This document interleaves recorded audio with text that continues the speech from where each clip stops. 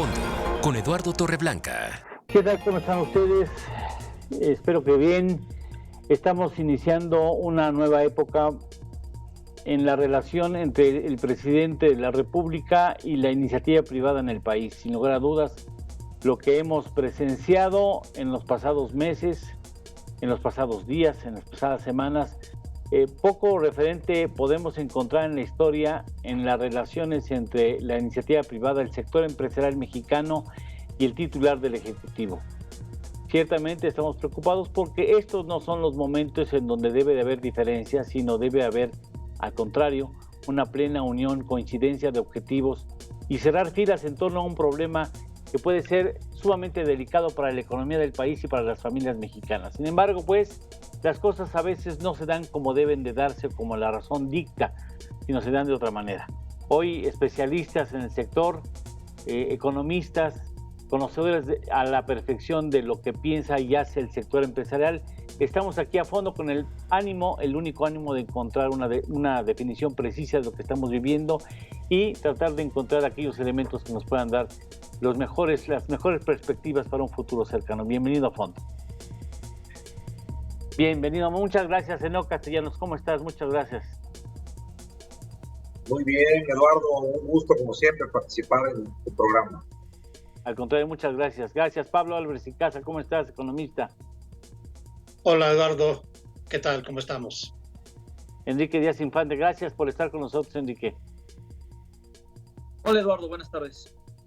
Bien, iniciaría el programa preguntándole al presidente Canacintra si recuerda, tú eres más joven que nosotros, Enoc, si recuerdas una relación tan, que digamos, tirante entre la iniciativa privada y el titular del Poder Ejecutivo en la historia reciente en el país.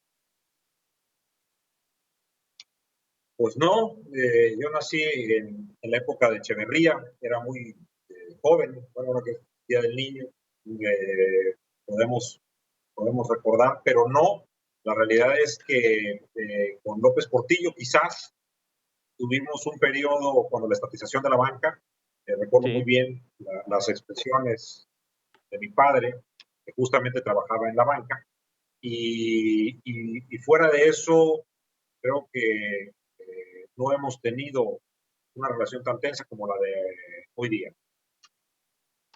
Pablo, tú quizás recuerdes, más o menos es de mi rodada, si te recordarás aquella época a la que hace referencia, ¿no?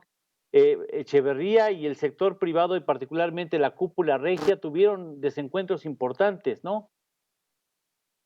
Sí, de hecho, en esa época el sector privado tuvo un enfrentamiento tan fuerte con el presidente Echeverría que hubo un retiro fuerte de la inversión privada y eso provocó que el gobierno de Echeverría decidiera incrementar la participación del Estado y comenzara incluso a comprar y a generar muchas empresas estatales, ¿no?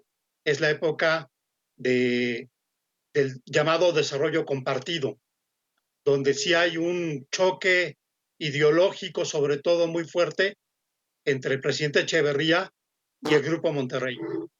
Fue la época del asesinato de Sada, ¿no? En el 72. Y donde hubo incluso rumores de un golpe de Estado. Yo recuerdo todavía de joven, en ese entonces. En 76, claro. En 76 se hablaba, pues, hasta tal grado. Y son finalmente desencuentros que no apoyan el desarrollo económico, Enrique. Sí, fíjate, Eduardo, que qué bueno que se cita ese antecedente, el desencuentro de Echeverría con los empresarios en Monterrey, porque ese fue el principio de la docena trágica.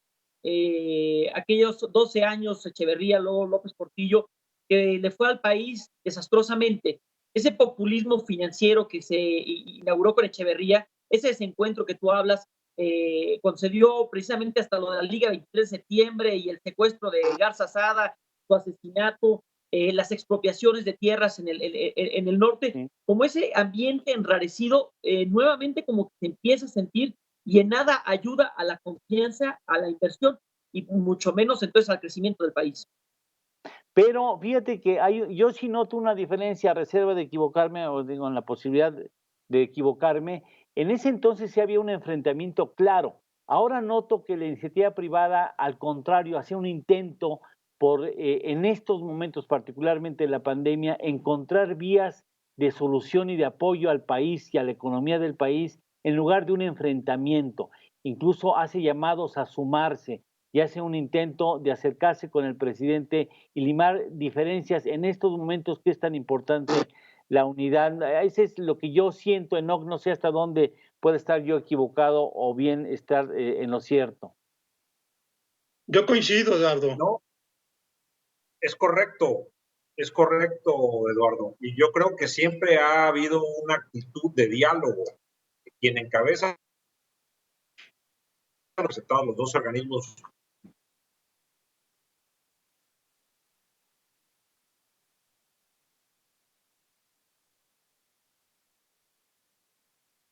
Perdóname, no, ¿tú me escuchas? Por alguna razón hemos perdido, tú sí me escuchas, pero fíjate que Yo lamentablemente no no lo sé por qué escucho, ¿eh? perdimos, tú no lo escuchas, Enoch, no, perdimos tu contacto, Enoch, a ver, no, no tenemos, si hay alguien que te pueda auxiliar, no tenemos tu audio, no, ¿tú escuchas, Enrique, a Enoch? No, yo no. No lo escucho. No escuchamos, déjame ver, déjame mientras que no te escuchamos. A ver, ahorita quizás al parecer se metió parte de tu audio. ¿Me puedes dar un pequeño conteo? No. No, déjame hacer una pequeña pausa con la respuesta que me puede dar Pablo Álvarez y Casa a este asunto de si finalmente yo noto que de la iniciativa privada sí existe una disposición al diálogo y un intento de acercamiento a dirimir diferencias en estos momentos, particularmente en estos momentos con el presidente de la República. Pablo. Mira, el presidente planteó que era una crisis transitoria. Eso lo hizo a finales de marzo. Y el sector privado le dijo, no, señor presidente, este es un problema grave que va a tener repercusiones de una recesión económica, no solo a nivel mundial, sino también una recesión en México. En ese tenor, el Consejo Coordinador Empresarial le propuso al presidente hacer un acuerdo nacional de emergencia, que iba muy de la mano con la propuesta que ya habían hecho algunos académicos, el grupo el programa de desarrollo de la UNAM y otros connotados intelectuales, de que se convocara a un acuerdo nacional o a un programa de emergencia. Se fueron a reunir con el presidente el 2 de abril porque el presidente, lejos de aceptar la propuesta, lo rechazó.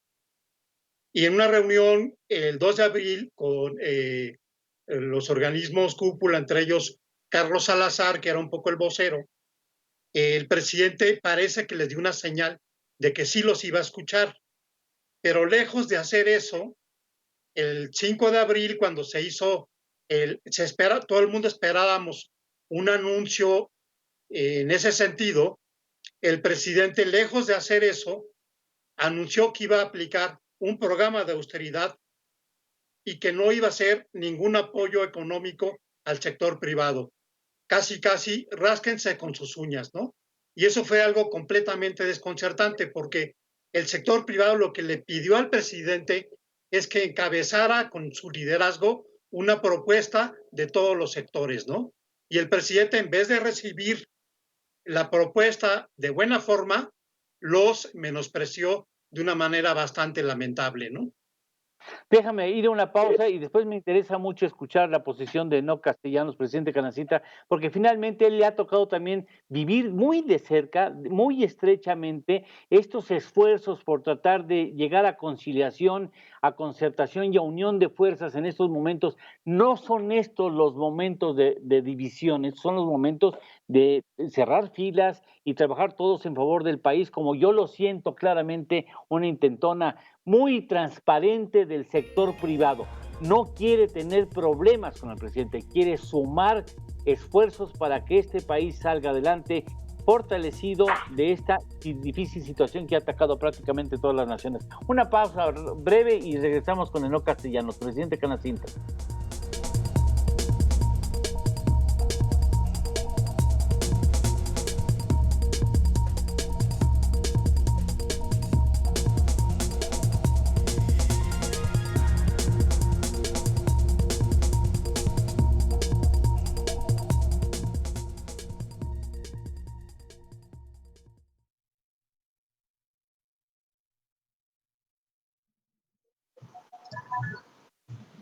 Ya estoy. ¿Sí me escuchas, Enoc? ¿Escucha? Enoc, ¿sí nos escuchas? Sí, yo sí los escucho. El audio Okay, tiene mucho ruido. Perfecto. A ver, Héctor, creo que hay un ruido ahí. Yo sí noto ahí una especie de medio sucia la línea, pero me interesa mucho que escuchemos a Enoc. Tú nos dices cuando vayamos a regresar.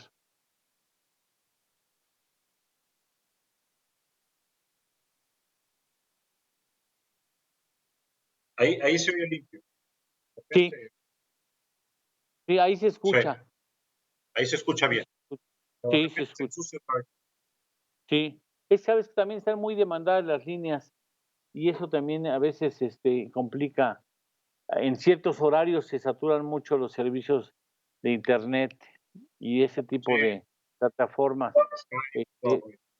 Que por cierto, la del martes fue muy, muy limpia, ¿eh? Yo muy sorprendido por la plataforma. ¿Sí? Sí, Blue Jeans tiene buena conexión. Y sabes qué, muy, muy interesantes, algunas propuestas realmente innovadoras, unas ya son viejas que hemos olvidado, pero unas realmente muy interesantes. ¿Sí va a haber alguna memoria escrita? Sí, se va a dar. Okay. Bueno, de todo. De hecho, los primeros que los van a hacer llegar son a los que fueron presentadores, a los ponentes como tú.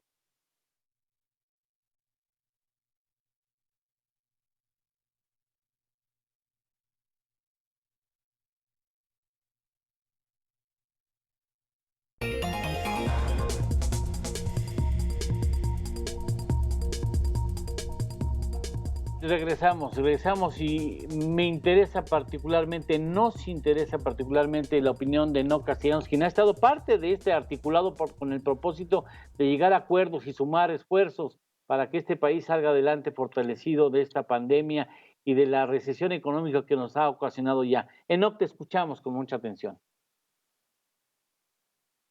Es claro que el sector privado está queriendo comportarse a la altura en esta emergencia nacional y no parecer mezquino.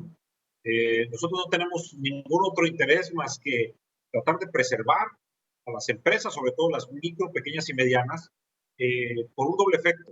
Primero, por la generación de riqueza de estas empresas y quienes son propietarios de ellas, pero también, y yo te diría, al mismo nivel, por conservar el empleo de nuestros trabajadores. Sabemos que el recurso más importante de una empresa es el recurso humano.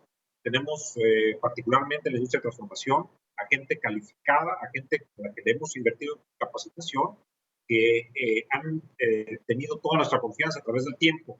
De tal suerte que estamos tratando de que el presidente entre en razón. Desgraciadamente, cada vez se cierran más los espacios porque el tiempo va avanzando y se está dando una mortandad de empresas y una, pues, cada vez más clara pérdida de empleos que está abonando justamente el desempleo.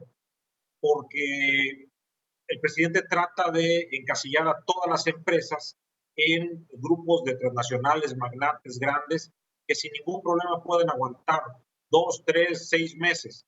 Él trata de usar unas referencias de crisis anteriores y el endeudamiento es algo que particularmente le preocupa. Sin embargo, yo creo que aquí lo sustantivo es que una parte de la sociedad está asumiendo los costos de la cuarentena. ¿Quiénes son? Bueno, empresarios, empleados de los empresarios que pierden sus trabajos y el sector informal. Nosotros, estos tres sectores, estamos pagando las consecuencias de generar el bien común. Yo creo que de manera adecuada los estados de todo el planeta han decidido generar una cuarentena, llevarnos a las casas, pero esto tiene una consecuencia finalmente en la generación de riqueza. En todo el mundo los países están compensando esto con una acción de todos ponen. Es decir, los empresarios ponen una parte de los sueldos, los trabajadores aceptan ciertas disminuciones y el gobierno compensa a los trabajadores con transferencias o con estímulos vía condonación de impuestos o diferimientos justamente a las empresas. Esto es lo que no estamos viendo en México, una decisión totalmente ideologizada de irse con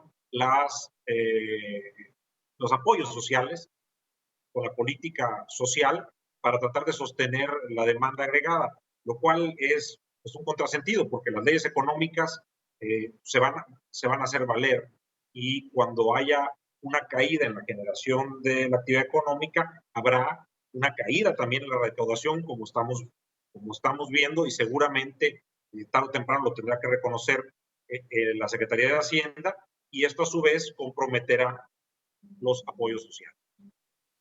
A mí, como mexicano, Enoch, y coincido plenamente contigo, como mexicano lo digo, qué ganas de haber tenido un presidente que convocara al músculo de este país, a las fuerzas sociales, a los sindicatos, a los académicos, a los investigadores, a los científicos, por supuesto, a los conocedores de la cuestión económica, al campo, a todos a sumar esfuerzos y todos a hacer frente juntos contra el COVID y tratando que todos pusiéramos y evitáramos hasta donde fuera posible amortiguar lo más posible el impacto económico. Y a cambio yo veo, como ciudadano lo digo, a un presidente que va soltando migajas en el camino, tratando de articular un programa que a todas luces resulta totalmente insuficiente contra las necesidades que tiene este país. Si no fuera por el Banco de México, estaríamos ahorita tirados en la esquina de una de las calles llorando de qué va a hacer este país, porque no, y si no han articulado los hombres de los negocios con el BID Invest, una línea de crédito revolvente, esto sería prácticamente imposible de manejar en pocas semanas más. Enrique, tu punto de vista, por favor. Sí, Eduardo, coincido contigo. En este momento, pues hubiéramos esperado, nos hubiera encantado tener un presidente que aprovechara ese liderazgo que le dio las urnas y que llamara a todos los sectores sociales, empresariales, académicos, sociales, a un gran acuerdo nacional. Él tiene toda la fuerza. Sin embargo, desde el principio, desde la cancelación del aeropuerto, después la cancelación de los contratos de gasoductos para después renegociarlos, las reformas, la miscelánea fiscal, el hacer un terrorismo fiscal, pues han sido malas señales. Y esto que estamos viviendo ahorita de este pleito, decir, y como bien señala Enoch, o sea, es un pleito desde el poder hacia los empresarios. Los empresarios no quieren pelearse, es el presidente de que desde el principio está queriendo armar un pleito y la verdad eso no ayuda en nada al país y pues nosotros del Centro de Estudios Espinosa Iglesias hemos hecho propuestas donde decimos, a ver, el presidente no quiere endeudarse, pero sí si necesitamos que haya una deuda de entre 3 y 3.5% para poder operar todas las transferencias de las que hablaba Enoch a los empleados del sector formal, a los empleados en el sector informal, a las empresas para que no cierren, porque ahorita ya se están perdiendo como 700,000 empleos, no sé, 1,000,000 de empresas. Bueno, se nos traba tantito, Enrique, si nos está escuchando, se trabó tu internet. Bueno, a todos se nos traba el internet y entonces valdría la pena ir con Pablo. Pablo, ¿qué costo económico tiene esta posición del presidente de no ceder a un trabajo de unidad, el tratar de irse por su propio camino y evitar amortiguar hasta donde sea posible el costo económico de esta pandemia? Mira, en esas situaciones de crisis y de gran recesión, lo que todos los organismos, desde el Fondo Monetario Internacional hasta CEPAL, recomiendan son políticas contracíclicas. Las políticas contracíclicas son de dos tipos, la fiscal y la monetaria. La fiscal depende por completo de la Secretaría de Hacienda, que es incrementar el gasto, dar subsidios, postergar pago de impuestos, no condonarlos, sino postergarlos, dar facilidades para el pago del seguro social, incrementar gasto de tal manera que eso reactive la economía y también, si es posible, hacer alguna reducción de impuestos. Esa es la parte, digamos, fiscal. La parte monetaria es reducir tasas de interés, incrementar la liquidez y dar facilidades para que tengamos capital de trabajo para que las empresas puedan pagar a sus empleados con facilidades crediticias. Eso ya lo comenzó a hacer el Banco de México el 21 de abril y lo complementó bien el acuerdo que hizo el Consejo Mexicano de Negocios con el BID el domingo pasado. O sea, la parte monetaria sí está funcionando. Yo diría que tarde, pero al fin ya está funcionando. Pero la parte fiscal, lejos de hacer esto, están haciendo todo lo contrario. Están haciendo recortes de gasto, mayor austeridad, o sea, están haciendo lo contrario a una política contracíclica. Están haciendo en plena crisis un programa de ajuste. Eso es realmente criminal. Oye, ahora, Enoc, ustedes organizaron a través del Consejo Coordinador Empresarial, la iniciativa privada se organiza y arma 11 mesas para escuchar a especialistas en distintos ramos, para tratar de sacar adelante ideas innovadoras, a veces ideas que nunca se lograron concretar en el pasado reciente, para tratar de sacar adelante al país de esta crisis severa en la que nos mete un problema internacional que también se adhiere al que nosotros ya veníamos arrastrando desde el año pasado. Ahora, ¿qué es lo que sigue para la iniciativa privada? La iniciativa privada, para ustedes, ¿cuál es el siguiente paso que tiene que darse? Seguramente, bueno, de la conclusión de estas 11 mesas habrá un documento que nosotros estamos planteando que se lleve al Ejecutivo Federal para, como la última rendija, es decir, señor presidente, aquí está el esfuerzo de legisladores de su propio partido Morena, legisladores de la oposición, académicos, líderes sindicales, de líderes eclesiásticos, de empresarios, de incluso funcionarios de su gobierno, como la secretaria de Economía, la doctora Márquez Colín, el subsecretario Ernesto Acevedo, y queremos que lo vea, que lo discuta con sus expertos y que si es menester, lo haga suyo, modificando. Él puede decir, esto me gusta, esto no, hay que ponerle estos candados, no quiero corrupción, quiero que mantengan a los empleados. Muy bien, está en su derecho a decirlo. Eso es lo que haría un estadista. Pero estamos en esa parte. Tristemente sabemos que hay muy baja probabilidad por una sencilla razón. Cuando se niega que la economía es una ciencia, inexacta, pero ciencia, una parte de las ciencias sociales, que busca administrar recursos escasos y que tiene método y tiene leyes, las leyes del mercado, de oferta y demanda, que se cumplen. Cuando se niega eso es como hablar con una persona que cree que la Tierra no es redonda o que el Sol gira alrededor de la Tierra. De verdad, pareciera de broma, pero eso es lo que estamos viendo. Y entonces hay alguien que se pone a contrapelo del mundo a decir, no, yo le voy a demostrar a todos que están equivocados y que los demás son neoliberales. Digo, qué ofensa que le digan liberales a una gran cantidad de líderes que son de izquierda, quizás una izquierda moderada. Pero bueno, justamente lo que estamos viendo es que si no fuera por el Banco de México y los esfuerzos entre privados, estaríamos totalmente de picada.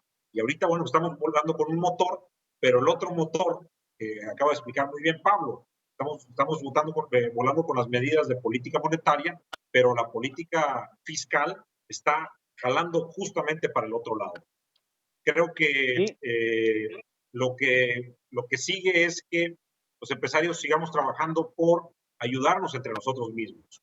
Se ha denominado esto de empresas ayudando a empresas, con factoraje, con compras anticipadas, con pagos adelantados, con adopción de sistemas digitales, de marketing digital, de e-commerce, de industria 4.0, es decir, recibir y acoger la nueva tecnología para hacer más eficientes los procesos, ventas a domicilio, reconversión industrial también, para adaptarse a los nuevos tiempos.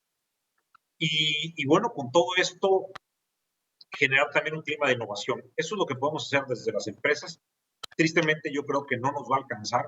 Muchas empresas se van a quedar en el camino, junto con sus empleados. Y tristemente, esto puede ser el decálogo. Canacintra, a través de su Centro de Estudios Económicos, había especulado a través de un análisis que pudieran estarse yendo a la pobreza 14 millones de personas. Pero en un programa con Alberto Aguilar, escuchaba yo a una experta que decía que el cálculo es que México aporte 21 de los 500 millones de pobres que se van a generar por esta pandemia. Válgame Dios. Bueno, y qué desafortunado, Enrique. Había maneras de evitar un costo tan alto. O sea, de todas maneras íbamos a pagar una factura, pero no tenía que ser de esas dimensiones que hoy se supone que podría ser incluso superada. Espero que no sea así, pero de todas maneras no tenía por qué ser tan alta la factura, Enrique, ¿o sí? No, de ninguna manera. A ver, como bien señalas, Eduardo, y comentaba también Enoc, nosotros en el Centro de Estudios Espinosa Iglesias estamos calculando, tomando como referente lo que fue la crisis de 94, producto de esta crisis se van a sumar 21 millones más de pobres a los 61 millones de pobres que ya había. Esto es, vamos a acabar la crisis con 82 millones de pobres. Estamos viendo lo que están haciendo otros países. Brasil está gastando el 7.1% de su PIB en gasto fiscal, Chile 2.9%, México, esto es 3.3%, pero por el Banco de México, o sea, ni siquiera es por los recursos fiscales. Y como Enoc bien señalaba, y también Pablo comentaba, en la parte fiscal se está yendo en contra de lo que se requieren en las políticas contracíclicas, gastar, gastar, gastar, y el presidente está haciendo persecuciones fiscales, está conteniendo el gasto, no está queriendo endeudarse. Entonces, él tenía todo para actuar correctamente en este momento y no lo está haciendo. Y cada día que pasa son más empresas las que van a quebrar, más empleos los que se van a perder y una mayor afectación en la movilidad social. Menos gente va a poder mejorar su condición socioeconómica en comparación con la que tenían sus padres. Entonces, vamos a acabar con un drama después de esta crisis. Voy hacia Enoc con la misma pregunta, pero quiero pasar primero por Pablo. ¿Ves una iniciativa privada que a cuentas de la ineficiencia, la falta de miras del gobierno federal, toma las riendas de este asunto en sus manos para encaminar al país hacia mejores senderos, Pablo, o va a venir Mira, un yo creo que choque sí, de tren? porque, por ejemplo, el Consejo Coordinador Empresarial no ha dejado de insistir en un acuerdo nacional de emergencia.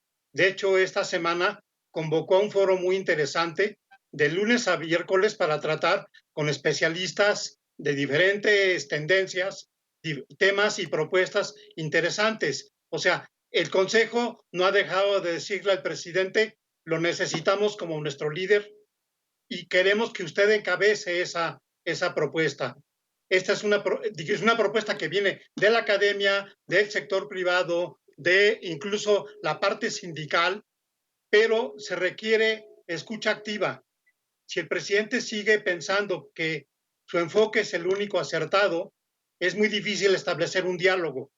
El diálogo empieza cuando tú aceptas que la otra parte puede tener algo de razón. Cuando tú de entrada niegas que la otra parte tenga un punto de vista válido, no hay posibilidad de hacer un solo diálogo.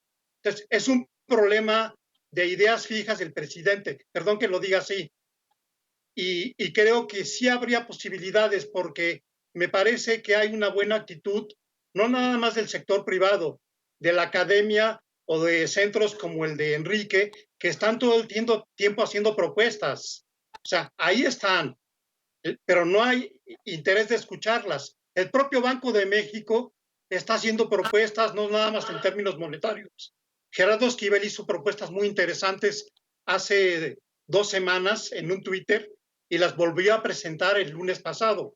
O sea, yo creo que sí hay intención de ayudar y de hacer propuestas. No es el momento de hacer críticas. Y creo que en ese sentido el sector privado sí está actuando de una manera más serena. Presidente Canacita, Enoc, te escuchamos. Bueno, coincido en que nosotros vamos a hacer todo lo que esté en nuestras manos, no nos podemos quedar cruzados de brazos viendo que se puede cancelar en unos meses una década de crecimiento para México y mandar, como ya desarrolló Enrique, a 21 millones de mexicanos a la pobreza. Qué triste pasar a la historia en un presidente que ama la historia y que quería hacer algo por los pobres, incrementando brutalmente la cantidad de pobres. Esto sería para la historia y justamente sería un aprendizaje muy, muy doloroso de que la corrupción nos llevó a negar a una parte de los economistas que sabía y a confiar en alguien que niega de la gente que sabe y que no se deja ayudar. Evidentemente hay un desencuentro entre su secretario de Hacienda y el presidente en el momento que hace los precriterios de política económica y acepta que hay una caída de 2.9% prevista para este 2020, que ya se quedó corta. Sí. El asunto del presidente es que todo lo ve en términos de rentabilidad política. Analicemos cómo trata de definir esta crisis con un pleonasmo. Al decir una crisis transitoria, o tú vas a la Real Academia de la Lengua y ves crisis, es un estado de cambio. Entonces, no puedes decir un cambio transitorio, pues el tránsito es de un lugar a otro. Pero él lo trata de decir así en términos políticos para decirle a la gente que va a ser en muy corto tiempo, que no se desesperen, que esto no va a llevar mucho. Bueno, todo lo contrario. Si se dejan de hacer las políticas en materia fiscal y se hacen inadecuadamente las acciones de política pública, estaremos cayendo en una depresión que nos puede llevar hasta 3 años el empezar a volver a crecer. Esto es justamente lo contrario a lo que quisiera el presidente. Y además fue yo creo que muy aventurado decirlo, porque hablando de pandemias y algo que no puedes controlar, debería haber sido más cauto para saber cuánto tiempo iba a durar. Sin embargo, bueno, la conclusión que nosotros vemos es que estaremos haciendo todo lo posible, generando consensos y tratando de llevar a que el presidente tarde o temprano tome acciones. Desgraciadamente, aquí el tiempo sí cuenta. Si el presidente se convence dentro de 3 meses que ahora sí es tiempo de actuar, porque trató de ver las crisis de manera secuencial, es decir, primero atiendo lo sanitario, luego atiendo lo económico, cuando ya están aparejadas desde el momento en que hubo una cuarentena y los negocios cerraron las cortinas, va a encimarse también una crisis de desempleo que puede desencadenar en una crisis social y en una crisis política. Es decir, tenemos una conjunción de crisis en un mismo año que pudiera ser muy riesgoso para México e incluso para la preservación como país. Bien. Pablo, 1 minuto y medio de conclusión, por favor. Mira, yo lo que diría es, si no le quiere hacer caso al Fondo Monetario, que no le haga caso al Fondo Monetario. Pero ya CEPAL ha hecho una serie de propuestas muy interesantes. De hecho, el presidente iba a poner a Alicia Bárcenas en su gabinete y Alicia le dijo que no porque tenía un compromiso con la Comisión Económica para América Latina y el Caribe. Hay propuestas muy interesantes. Entonces, yo creo que a lo mejor el presidente, si tiene fobias a la gente de derecha, que escucha gente de izquierda que lo quieren ayudar de buena fe y que quieren realmente hacer que el país salga adelante. O sea, si él cree que queremos que le vaya mal, está completamente equivocado. Bien, muchas gracias, Pablo. Enrique, en tu turno, minuto y medio, si eres tan amable. Sí, bueno, pues mira, yo quisiera, Eduardo, terminar reiterando las propuestas que en el Centro de Estudios Espinosa Iglesias hemos puesto sobre la mesa, producto de un diálogo muy nutrido, con 3 a 3.5% del PIB, que va a tener necesariamente que salir de deuda. Se puede implementar políticas muy focalizadas. Una, estamos pidiendo que se restituya el gasto en salud a los niveles de 2015, eso es equivalente al 0.5% del PIB, y que se hagan transferencias directas a los a trabajadores, tanto del sector formal como del sector informal, durante 3 meses por el equivalente a un salario mínimo, y el reembolso del ISR a las empresas. Si hace ese tipo de cuestiones, pero como bien señalaba Enoch y Pablo, o sea, tiene que ser ya de inmediato, o sea, no puede seguir deshojando la margarita. Podemos reactivar la economía y, como decía anteriormente, ahorrarnos una recuperación en una V muy larga de 3 años para que sea una recuperación como en el 94, en una V rápida. Bien, pues señores, les agradezco de manera muy especial. Pablo, muchas gracias. Enrique, Enoch, mi querido presidente, muchas gracias por haber participado. Creo que nos une nuestra preocupación legítima por lo que pueda pasar en la economía mexicana, por la necesidad de que la economía se recupere lo más posible, lo más rápido posible, y que entiende el poder público federal, que entiende el gobierno federal, que no se trata de asuntos políticos ni de imagen política, sino se trata fundamentalmente de familias mexicanas que están de las decisiones importantes que deben de tomarse ya en el Poder Ejecutivo Nacional. Ojalá lo dejara de ver así como parte de la división en cuestiones que son estrictamente personales y lo vea como presidente de una nación que tiene que gobernar para todos, aunque tenga preferencias y no nos parece mal hacia los sectores que menos tienen. Aquí están las voces de quienes conocen, aquí está nuestra inquietud. Les agradezco mucho, Enoch. Gracias, Pablo, Enrique, que hayan participado aquí a fondo. Yo creo que este tipo de discusiones de alguna manera nutren la posición de las familias mexicanas, que en otro momento tendremos que estar nuevamente en las urnas, y ahí es donde se pagan las facturas. Muchas gracias. Hasta la próxima. Gracias, Gracias, Eduardo. Muchas gracias. Pablo. Hasta luego, hasta luego. Enrique. Gracias, Eduardo. Les agradezco mucho, muy amables. Gracias. Muchas gracias, Enoch. Muchas gracias.